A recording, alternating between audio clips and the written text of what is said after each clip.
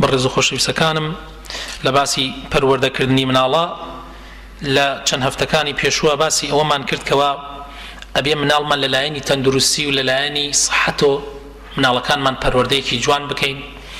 ئێمە پێشتر ئەگەر بەڕێزتان لەبیرتان بێ باسی لایەنی پەروەردەی لایەنی بیرروباوەڕی مناڵمان کرد، لایەنی فکریمان کرد، لایەنی علمی و زانستیمان کرد، لایەنی عیبادەت و لایەنی ئەخلاق و زۆربەی لایەنەکانمان باس کرد و باسەکانمان گەیشتوتە لایەنی تەندروستی و سەحەتی مناڵ ئەبێ بیپارێزین.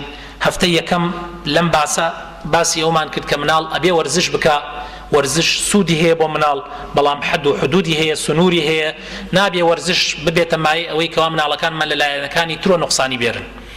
ئێمە ئەبێت مناڵەکانمان فێر ئەوە بکەین کاتەکانیان ڕێک بخەن. براکانم، کاتەکانیان ڕێ بخەن، بەشی عیبادەت، بەشی خوێندن، بەشی وەرزش، یعنی مناڵەکانمان فێرکەین. حتا ئەبێ فێریان کەین کە بابەتی ئمڕۆمانە ئەمە کە مناڵەکانمان ئاگایان لە خۆیان بێ، یعنی ئێواران بەر لەوەی بخەون شەوان تەکید بکەین کە مناڵەکانمان دانیان بشۆرن، یان سیواک بەکار بێرن کە سنەتی پێغەمبەرە صلی الله عليه وسلم.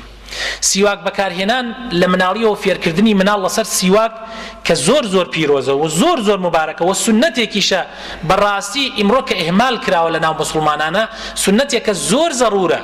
دانی مناڵ کە ئیمڕۆ یان دانی خەڵکی کە ئیمڕۆ زۆربەی نەخۆشەکە فێ سەبەبی ئەوەیە کەوا سیواک بەکار ناهێنرێت، کە سیواک زۆر بەسوودە و دەیەها دەرد و نەخۆشی، حتا نەخۆشی تر هەیە عەجیبە. یعنی تەسەوور بکەن حتا قازانجی هەیە بۆ مەعیدە، قازانجی هەیە بۆ کلیە، قازانجی هەیە بۆ زۆرێک لەو نەخۆشیانەی کە ئیمڕۆ لەناو خەڵکا بڵاوە. ئەو سیواکە قازانجێکی زۆر زۆری هەیە بۆ ئەو نەخۆشیانە کە نایتێڵێت. ئینجا نەخۆشیەکانی دیان بە هەموو نەوعەکانی.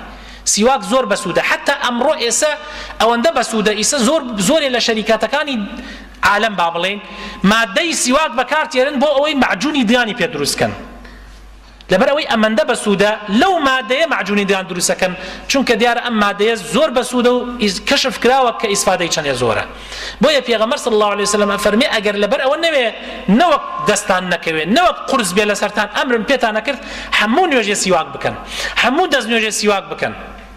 یعنی معنای وایە هیچ نەبێ ئینسان ئەبێ لە ڕۆژێکە لای زۆر کەمی دوو جار دیان بشۆرێ، دوو جار، بەیانیان شەوان کاتی ئەخەوێت و بەیانیان کاتێک لە خەو هەڵەسێ.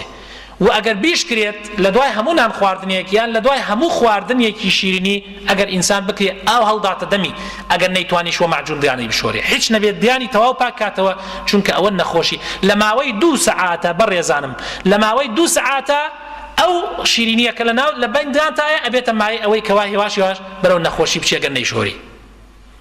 جا زۆربەی مناڵەکانمان سەیرەکەی دانیان ڕەشەوە بۆ تۆ، زۆرێک لە مناڵەکان دانیان مناڵی بیچووکە دانیان کونابەوە، چونکە ئەو چوکلێتە و ئەو شیرینیە کە ئیمڕۆ شیرینی زۆر بۆ تۆ ئەیخواد لە ناو دەمیا جاری وایە شەو ئەخەیەوە دەم خواردنەوە ئەیخوا و ناو دەمیا ئەمێنێتەوە بۆ خۆی دانی تووشی تەسەووسی دگانەکە، تووشی نەخۆشی دگانیەکە.